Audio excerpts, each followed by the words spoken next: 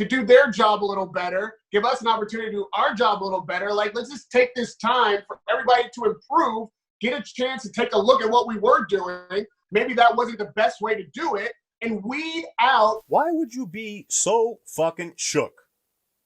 Right? If the whole point is, I'm so awesome, I'm so good at my job, I'm the shit that I am producing is of so much more quality, I'm gonna blow. I mean, there's no doubt they're gonna hit me up.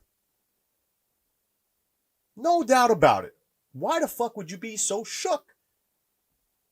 Does the lion concern himself with the opinions of sheep? Tywin Lannister, ever heard of him? Game of Thrones? Rahim? The people who are not actually media, having a cell phone, being able to open a YouTube channel with your computer does not make you a member of the press. Knowing who's fighting doesn't make you a journalist. Like, the idea that you can sign up on a piece of paper when you show up at an event or apply online doesn't mean you're qualified to cover the event. So by now, PR people should know. What are your qualifications, Rahim? What makes you qualified to cover a boxing event? Just that you've been around a long time? I know a lot of people at my job have been around a long time and they fucking suck. The difference between some like weekend warrior who's turning up to try to get a free fight ticket and talk to their favorite fighter, and people who are actually professional journalists covering the sport and doing a job at it that's essential. Let's weed out the bullshit and let's make this, like, boxing journalism a real thing. Like, everybody that's on this call is qualified. We've made this a real thing. The people who haven't are the PR people. Those are the people who, like, don't distinguish between one YouTube channel and another. They're the people who credential too many so-called journalists. Like, I get that 30 people is too many, but you probably only need 10 of them. What do you think sets your channel aside from anybody else's? The fact that you talk like this? So, Tank, let me ask you a question. Because that's all it is. You're just a fucking... you're just a goof. You're just a corny fucking buttoned up fucking jerk. That's not good. But you probably only need 10 of them anyway. And then let those other channels piggyback off our stories like they do when we have good ones in the first place, and earn your keep, earn your medal, like earn a position to be covering fights. Rahim, I'm just going to throw a counter to this, and I do agree with the majority of what you're saying. Here's Coogan. He's throwing a little caveat out there. Caveat. You know, and really, I don't pretend to know what's going on in the back of this dude's mind, but I've spoke to him once or twice, and he was a much more I would say grounded person. So I tend to believe that even though he is prefacing this as playing devil's advocate, I tend to believe that he actually on some level believes this. But that just might be me looking too deep into it. But let's listen. Some people argue, though, the place where those starting out and the guys with 100 followers or starting off on that phone, at some point, that was us. Yeah, but you know what? I remember being dicked around all the time, trying to wait in line. You're not getting an interview this time. 30 people back, waiting in line to maybe get a clip. Like, I remember those days. And do you remember those days, Michelle?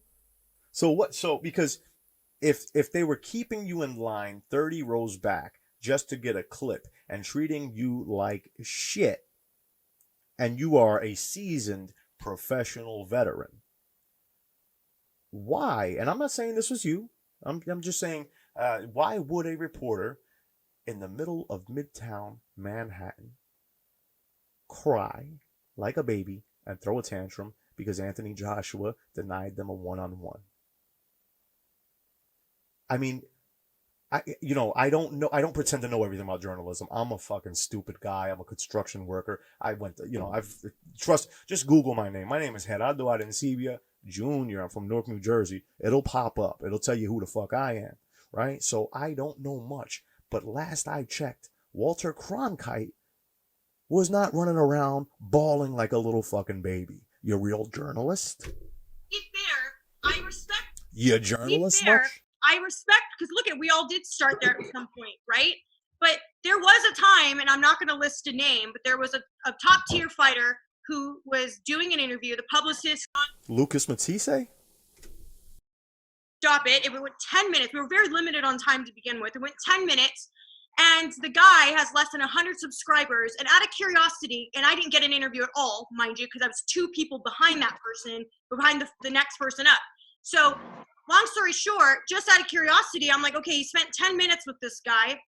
The fighter doesn't know any different. He doesn't know who that person's video is for half the time. So what happened? You're so successful, and you're such a big deal.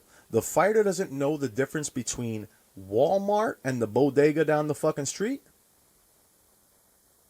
You fancy yourself a real boxing journalist. They don't know you're Michelle Joy Phelps. So what's the difference? The time. So what happened was, I happened to check that video because I wanted to know what traffic this guy was going to do, and the guy got 30 views. Yeah, 30 views. He waited in line. He stood in line. He, for whatever reason, got there before you did, and he got his 30 views. What's your fucking problem? A minute of the fighter's time went for 30 views, and some of us that were still stuck in line didn't get any. And so back to that, to answer your question, we've all been there, Coogan. You know that. We weren't giving interviews all the time. We had to fight for it behind the networks and the people who were hired through the promoters. You are still bitching and moaning and complaining at every event I've ever fucking seen you at. You don't believe me? You want me to take a poll? You want me to take a random boxing media poll? Every fucking event I've ever been at that I've seen you, you've been bitching and moaning and crying and kicking and screaming and running your fucking mouth. Let me interject this. You're absolutely right, Coogan. And that's how it should be.